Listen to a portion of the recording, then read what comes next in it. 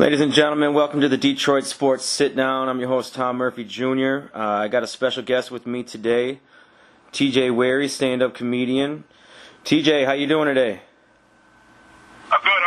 How are you? I'm doing good. Thanks for being on the show. Yeah, no problem. Now you got a big performance coming up this weekend, coming back to your hometown. How excited are you to be performing at the Comedy Castle in Royal Oak this weekend? I'm really excited. The headliner this weekend is Fortune Feimster. She's all over TV. And then the feature actor is Keith Bergman. I'll be the MC. Comedy Castle is one of the best clubs in the country. It's actually sort of the industry standard that you have a host, a feature, and a headliner. And that all started at Comedy Castle. It's kind of the forefathers of the comedy industry. So they do a great job turning out big crowds every show. And this weekend's supposed to be insane. The ticket sales are already looking pretty good. So I'm really excited. Nice. Now, now I know you grew up in Clawson. Obviously, it's right next to Royal Oak. Is this your first time on stage at the Comedy Castle? No, this is my third year at the Comedy Castle. I was there last year with Ron Hirschberg, and the year before with Andy Hendrickson. Fortune Feimster is like a really big name. It's considered a special event, so they bump me down from feature to headline. That's usually how it works at clubs. In whatever spot you're in, they bump you down one to work with a big name. So, it's always great to get to come back. Crowds are still smart, so much fun. Yeah.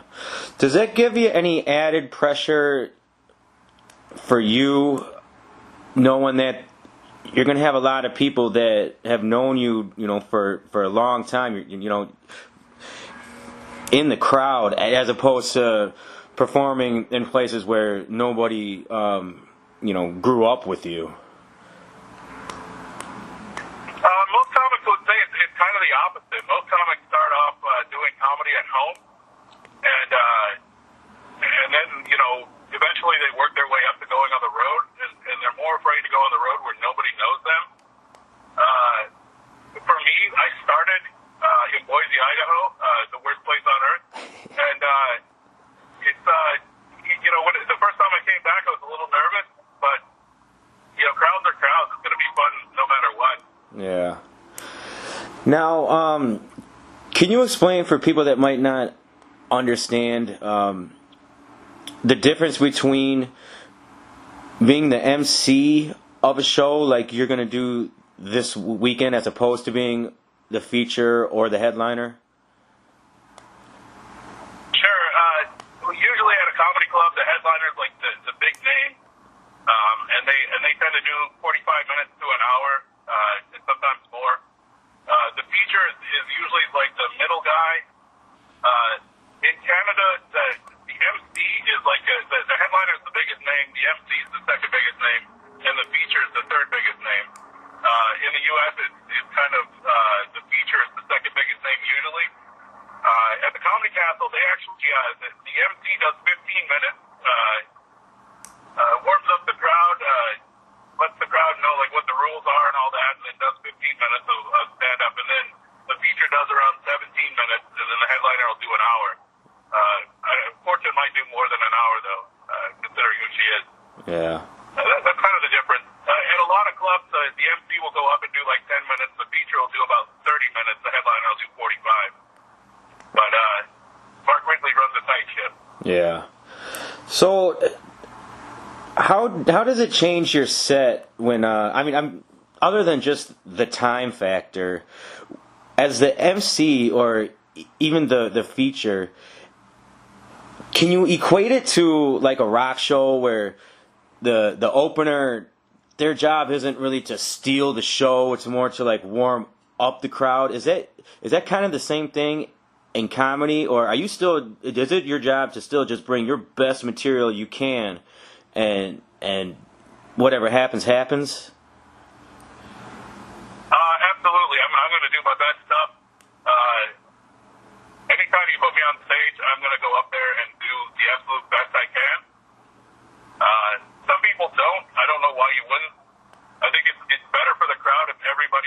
at it with their best stuff, and so that's what I do. Yeah. Now, is there I'm trying to think how to say this. Can a headliner get offended if the feature or the MC is getting too many laughs, or is that just kind of ridiculous? Because the job is to just make people laugh, so the best you can do has got to be the best you can do, right? Yes, that has happened. To that, I'd say if you're offended that the guy before you is getting more laughs than you are, then you shouldn't be at the spot you're at. If you're a headliner getting mad that the MC or feature is too funny, then you shouldn't be headlining. Yeah. And there are some clubs where if the feature is doing better than the headliner, then they'll bump the headliner down to feature and the feature up to headliner. And that's the way it should be, honestly. Yeah. So this weekend it's one show Thursday night and then 2 shows Friday night and 2 shows Saturday. Yes. Now, yep. How do you go about it? So each show is going to basically be the same material, right? Like, it's not like if you go Thursday night and you go Saturday night, it's going to be 2 completely different shows. Well, I mean, I can't speak for the feature. I know Fortune has a whole bunch of material she can do. So for a lot of headliners, there'll be several jokes that you'll do like all the shows, but some stuff will be different. I know this weekend I've got a bunch of different things that I'm going to do. So I mean, if I'm doing 15 minutes, probably like 8 of them, 10 of them will be the same, but different nights I'll be doing different stuff just to practice and get better. Yeah, that makes sense. How is your joke writing process working right now as a comedian in a time where people get offended very easily about just about everything right now? And there's a lot of things that you just can't say, or maybe even like topics you don't even want to touch on. How much political correctness or trying not to offend people goes into your process? It's tough to say. So, like, I usually open my set with a joke about Mormons, and the way that came about was I was doing a show in Mexico, and I had the experience, and I said something to my wife. She's like, "Oh, you should tell a joke about that."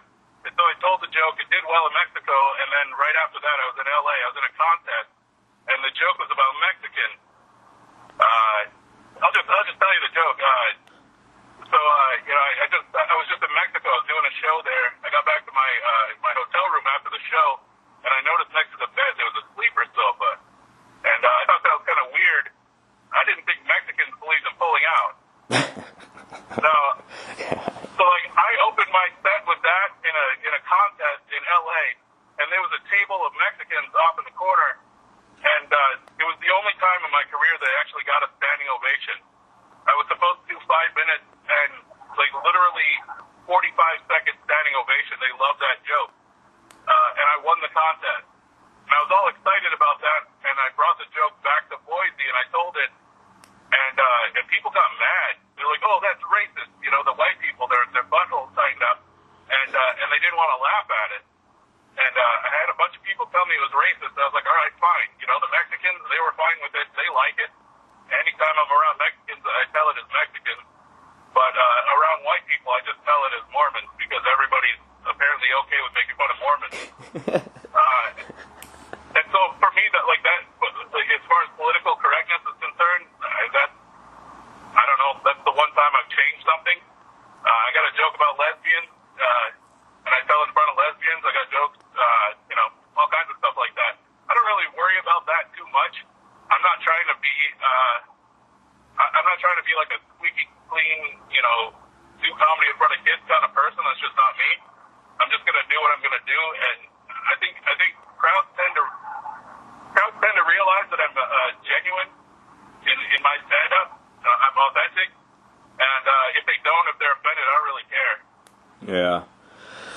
Now, you've been at this for quite a while now.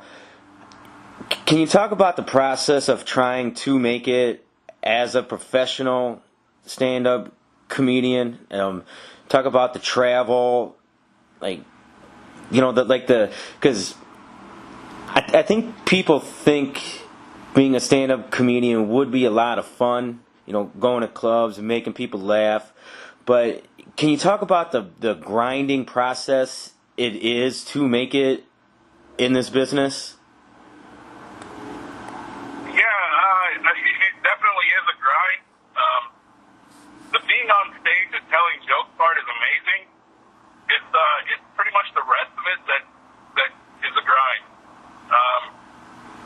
When you're starting off, you'll do a lot of open mics, and sometimes you'll even sit there all night to be on the open mic, and then somebody bigger will come along and want to do a set, and they bump you off, and then you get to the point where you're just you're doing mics, then eventually you work your way up to MC bar shows, and you just kind of grow from there.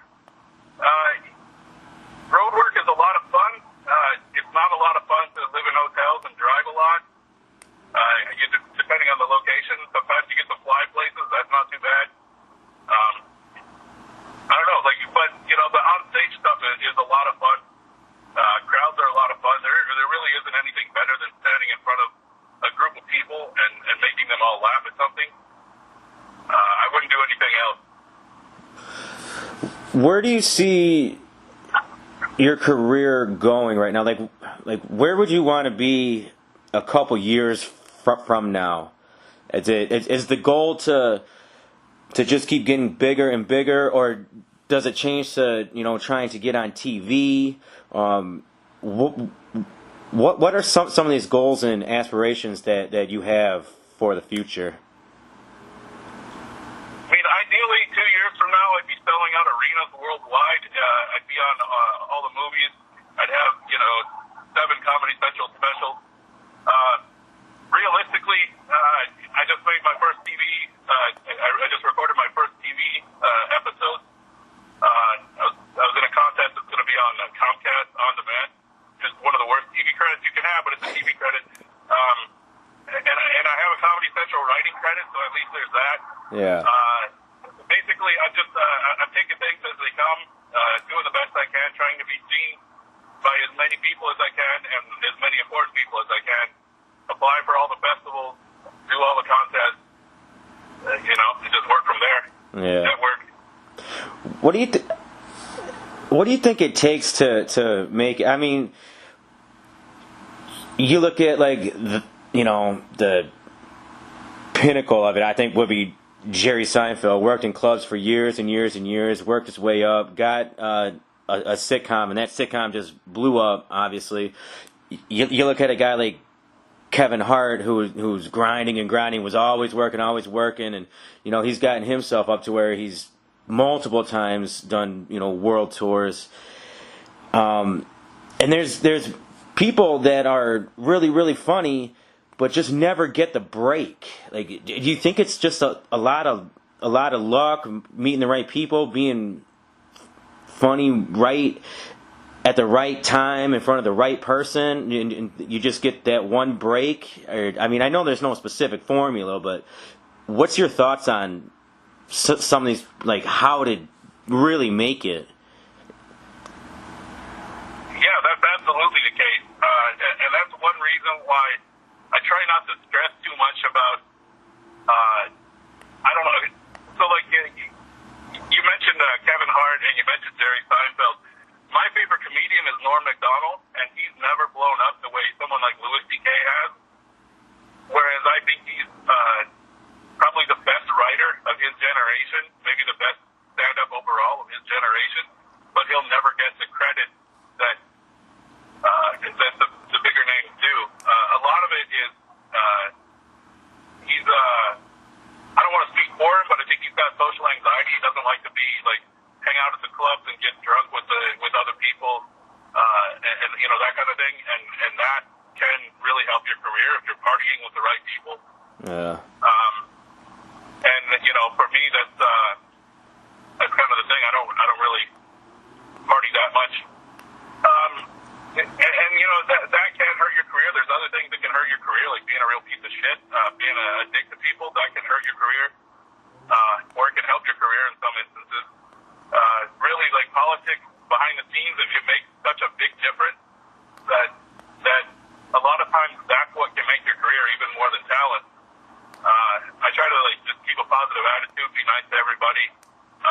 Any opportunity I get, I do my best and try to crush it. So you know, just gotta hope for the best. But you know, a lot of the stuff is out of my control, out of everybody's control. Yeah. How do you get your gigs? I know you do a lot of traveling. Are you your own representation, and at what point would you try to get an agent, or you know, like a booking agent? Yeah, I represent myself. I get my gigs. It's a lot of networking. It's a lot of emails, sending my video out, and hoping somebody will look at it and respond. You know, sometimes they do, sometimes they don't. It's a lot of grinding. Yeah, absolutely. I'd love to have a booking agent at some point. That'll probably happen. I know a lot of people that have had an agent get rid of their agent because they can book themselves and they don't want to pay the money. Yeah. Honestly, I would love to just have somebody do it. I'd be happy to pay them the percentage to not have to do that. That's one of the tedious parts of doing stand-up is the emails and whatnot. Yeah. Now, with the rise of social media and you know, YouTube, are you going to start embracing doing videos? And how dangerous can it be to have, you know, your act be out there on social media where people will be like, well, why go to the club and pay, you know, $15, $20 for a ticket when I can just watch videos at home online for free? Yeah, that's one reason I've been protective over what video is available of me online. I have some bits that I've been working on for a long time that I really don't want to get out there until I've got them to where I'm happy with how they are. I mean, yeah, people can watch video of a stand-up performance, but it's not the same as actually being there. It's quite a bit different when you're actually there, because you don't know, you know, somebody in the crowd could fart and then that changes everything. You know, the way the comedian handles it, you know, there's any number of different things that could happen in an instant, and that's what makes stand-up different than any other art form, really. Yeah. And that's what makes live stand-up so much better than watching on TV. Now, speaking of that, how do you handle when people do try to interact with your set? You know, the heckling, or someone thinks they're funnier than you are, and they want to start making comments and really disrupt the show. I know every comedian has their own way of handling it. How do you deal with that sort of thing? It doesn't come up too much. When it does, I mean, you grew up in Clawson, you know how it is. Everybody just busts everybody's balls all the time. Yeah. So if it does come up, if someone is rowdy and they're not going to shut up, then I'm going to tear them apart and try to do it with as much humor as possible. If you go off on somebody too hard, you're going to lose the crowd, and then nobody's going to want to listen to what you say after that. And I've definitely seen that happen a lot of times. It's cringy. It's not enjoyable for anybody. Yeah. But I mean, if you can make the entire crowd laugh at somebody, they're probably not going to speak up again after that. Yeah. Now, I want to get into something else that's, I know, close to your heart. It's a really big thing in Michigan, so I'm glad that you're going to be here this weekend, and it's the Michigan State game. Now you are. Correct me if I'm wrong, but you graduated from Michigan, right? Yep, class of '03. Yeah. So this one really has to be a big deal for you. Are you nervous at all? Michigan going into East Lansing. It's a rivalry game. Michigan State just took care of Penn State on the road. They lose to Northwestern, and then they come out and beat Penn State. This team, they're good. They're a formidable opponent, but do you think Michigan's the clear-cut favorite here? Is Michigan a favorite? Yes. Am I nervous? There isn't a Michigan fan that wouldn't be nervous. It's Michigan State is always a tough game. Michigan State, whether they say it or not, this is Michigan State's season. Every year, they live to beat Michigan, and especially at home, it's always going to be a tough game. It's going to be a dirty game.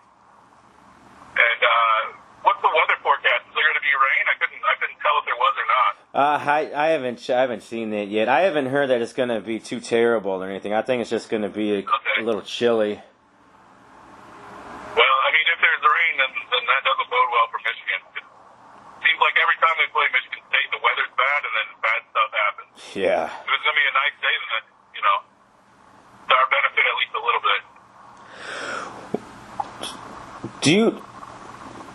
Do you think that Michigan State is on par with Michigan, Ohio State, or is it because I tend to think that Michigan's biggest rival is Ohio State. Michigan State's biggest rival is Michigan. A lot of people will think that's unfair to say, or it's almost like a slight to Michigan State because Michigan's, got that arrogance, and that their rival is Ohio State. Would you agree with that, or? Oh, absolutely. Michigan's biggest rival is Ohio State. There's no question.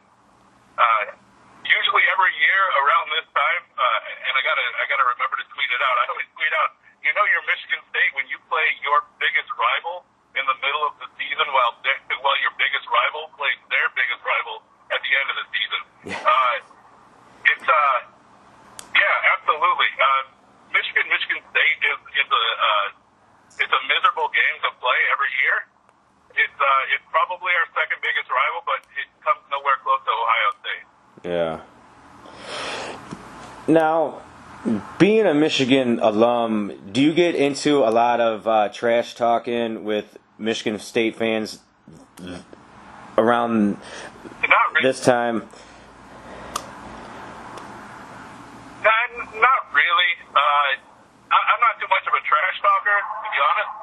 But especially not Michigan State, they kind of had our number for a while. It'd be kind of silly to still be talking trash. Yeah. About academics, absolutely, but or basketball. But as far as football is concerned, there's really not a lot of trash to be talked. Yeah, not lately, anyway. Maybe on Saturday, but we'll see. Yeah. Where are you at with Coach Harbaugh? Do you think if they lose this game, do you think he should start really coming under fire? Not at all. Not at all. I mean, you expect them to win. You want them to win. The expectations are high, but the consequences for losing the game, I don't think Michigan is going to fire him regardless of what happens the rest of the season.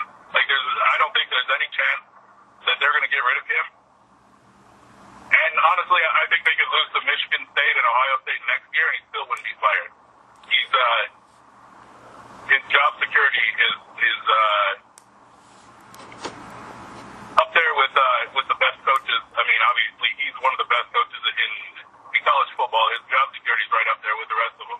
Yeah, I don't know though, man, because the rumblings are there. If you can only lose to your rivals so many times before. I know when he came in, he was like the savior, and it was the greatest thing. He was going to lead us back to lead Michigan back to the promised land, and that hasn't quite happened yet. This season, things are looking pretty good, but I mean, this is where things really start getting tough, and another another loss to Michigan State, another loss to Ohio State, people are really gonna start getting angry, and especially the boosters, the alumni base. They're the ones that really get angry because they're the ones that have to deal with Michigan State and Ohio State fans coming at them, and when you keep losing to the rivals, there's nothing you can say. There's nothing you can do. You just have to deal with it. And I think Michigan fans and the boosters especially aren't going to be too patient if these losses to rivals keep piling up. Those rumblings are coming from outside the program. Honestly, if you get rid of Harbaugh, that's a lot of money to buy him out, and who are you going to get that's better? Yeah, and that's the question. Like, because people always just they want heads to roll when losses happen, but they don't have an answer. Just fire him. Then you're exactly right. Who are you going to go get? You just got like Harbaugh coming back to Michigan was like the dream scenario, and if that falls flat, you're right. What's next? So I think you're right in that his job security is there no matter what happens, at least for the time being, because, like I said, the money is outrageous to fire him. And then, yeah, like I said, who are you going to get? Michigan. It's not like he's Scott Frost. It's not like he's going winless to start his career at Michigan. He's got the team. They're sixth overall. He's got the team in the top 10. He's performing. His road record against ranked teams is what it is. At some point, that's going to turn around. There's absolutely no reason to consider firing him. Yeah, I would have to agree. So we can wrap it up here, TJ, but I want to know, you want to give a prediction for the game? I'm hoping Michigan 91, Michigan State -14, but I'm assuming it's going to be a close game.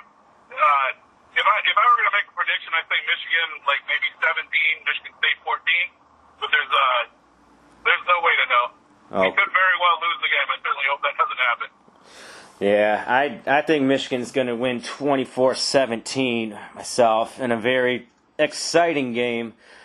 It should be a lot of fun to watch. Now, we'll wrap it up here, but is there anything else you want to say about the shows this weekend? Any more information you want to give out, or anything you want the people to know? Not really. I mean, they're going to be amazing shows, 5 shows, 1 show Thursday, 2 shows Friday, 2 shows Saturday. I think the early shows, I don't have in front of me, it's either 7 or 8, and the late shows either 9 or 9:30, something like that. Yeah. I should probably know that. It's well worth the money. Fortune Feaster is an amazing comic, and I'm going to bring it, so it'll be a really good time. Nice. Well worth the money. Yeah, I think a lot of people, at least I know a lot of people from around here are really looking forward to seeing you come back home and perform. That's always a good time. So, well, I wish you the best of luck. I hope it goes great. And TJ, we'll talk to you soon. Thank you. Take care. All right. Thanks for having me on. Hey, no problem. And that was TJ Wharry, stand-up comedian. He will be in town this weekend, Thursday, Friday, and Saturday at the Comedy Castle in Royal Oak. Ladies and gentlemen, this has been the Detroit Sports Sit Down. Peace.